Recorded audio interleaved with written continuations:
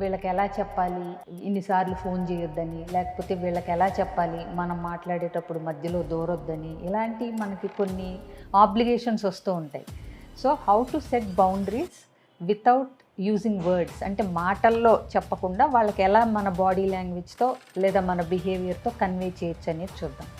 ఒకటి, ఒక యాంగిల్లో తిరగటం, అంటే కొంచెం వాళ్ళు మన వైపు చూసి మాట్లాడుతున్నప్పుడు మనం ఎటో తిరిగామనుకోండి, వాళ్ళకి మనకి ఇంట్రెస్ట్ లేదనేది తట్టే అవకాశం ఉంది. అలాగే మౌనంగా ఉండండి, కీప్ సైలెంట్. సో మనం చెప్పే టాపిక్ మీద వీళ్ళకి రెస్పాండ్ అవ్వటం ఇష్టం లేదనేది తెలుస్తుంది. అలాగే ఒక డిస్టెన్స్ మెయింటైన్ చేయండి, అంటే ఫిజికల్ ప్రాక్సిమిటీ అంటాం, అది మెయింటైన్ చేయండి. కొంతమంది దగ్గరగా వచ్చేసి మాట్లాడుతూ ఉంటారు, అది మనకి ఇబ్బంది అయితే 2 అడుగులు వెనక్కి వేయటంలో తప్పు లేదు. So that they know that they are not allowed to come too close అనేది.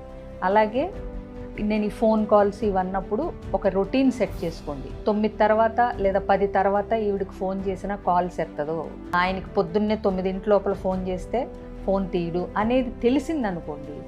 సో అలా ఒక కన్సిస్టెన్సీ మెయింటైన్ చేయాలి, ఒక రొటీన్ మెయింటైన్ చేయాలి, ఫిజికల్ బౌండరీస్ సెట్ చేసుకోవాలి.